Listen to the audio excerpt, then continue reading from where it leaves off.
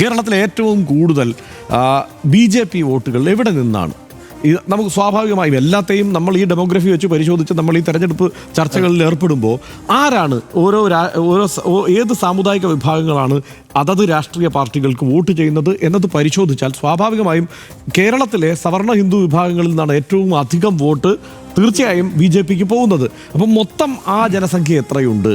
നമ്മളിങ്ങനെയൊക്കെ തന്നെയാണ് ഇത് പരിശോധിക്കേണ്ടത്. അപ്പോൾ മൊത്തം ജനസംഖ്യയിൽ എത്ര ശതമാനം BJPക്ക് വോട്ട് ചെയ്യുന്നു, BJPയുടെ ആകെ വോട്ട് ശതമാനം എത്ര, അതിലേക്ക് ഈ NSSൻ്റെ സംഭാവന എത്ര, അല്ലെങ്കിൽ ആ സമുദായ വിഭാഗങ്ങളിൽ നിന്നുള്ള സംഭാവന എത്ര എന്നത് നമ്മൾ സൂക്ഷ്മമായി പരിശോധിച്ച് വന്നാൽ പിന്നെ പരിമിതമായ വോട്ടുകളെ അവർക്ക് ഇടതുമുന്നണിക്കായാലും UDFനായാലും പങ്കുവയ്ക്കാനുള്ളൂ. ഇതൊരു യാഥാർത്ഥ്യമാണ്.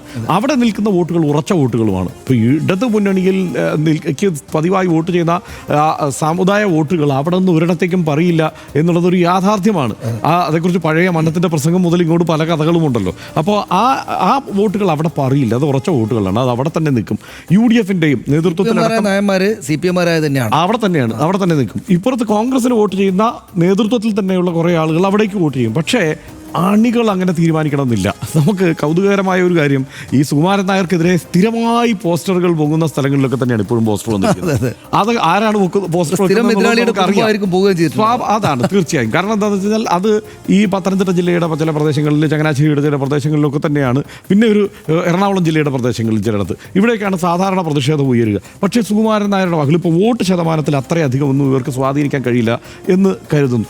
വെള്ളാപ്പള്ളി നടേശൻ്റെ കാര്യത്തിലും ഇങ്ങനെ തന്നെയാണ്. വെള്ളാപ്പള്ളി നടേശൻ ഉറപ്പായിട്ടും തോപ്പിക്കണമെന്ന് തീരുമാനിച്ചവരെല്ലാം ജയിക്കുന്നു എന്നുള്ളതാണ് പതിവായി കേരളത്തിലൊരു കഥയായിരിക്കുന്നത്. കാരണം ആ നിലയ്ക്കല്ല വോട്ട് ചെയ്യുന്നത്. എവിടെയാണ് വെള്ളാപ്പള്ളി നടേശൻ്റെ സമുദായത്തിൻ്റെ വോട്ട് കിടക്കുന്നത്? ബഹുഭൂരിപക്ഷവും ഇടതുമുന്നണിയിലാണ് ആ വോട്ടുകൾ കിടക്കുന്നത് എന്നുള്ള യാഥാർത്ഥ്യമാണ്. അവിടെയും ആ സമുദായത്തിൽ നിന്നുള്ള കോൺഗ്രസിന് കിട്ടുന്ന വോട്ടുകൾ ഉറച്ചവിടെ തന്നെ നിൽക്കുന്നുണ്ട്. പക്ഷേ കഴിഞ്ഞ തെരഞ്ഞെടുപ്പിൽ BJPയിലേക്ക് ഒരു ചെറിയ ഒഴുക്കുണ്ടായിട്ടുണ്ട്. ഇപ്പോൾ നമ്മുടെ ആലപ്പുഴ പോലെയുള്ള പ്രദേശങ്ങളിലൊക്കെ ചില ഒഴുക്ക്, അല്ലെങ്കിൽ തിരുവനന്തപുരം ജില്ലയുടെ പ്രദേശങ്ങളിൽ, കൊല്ലം ജില്ലയിലെ ചില പ്രദേശങ്ങളിൽ, ആറ്റിങ്ങലടക്കമുള്ള പ്രദേശങ്ങളിൽ ആ നിലയ്ക്ക് ചില വോട്ടിൻ്റെ ഒഴുക്ക് അങ്ങോട്ട് ഉണ്ടായിട്ടുണ്ട് എന്നുള്ളത് യാഥാർത്ഥ്യമാണ്.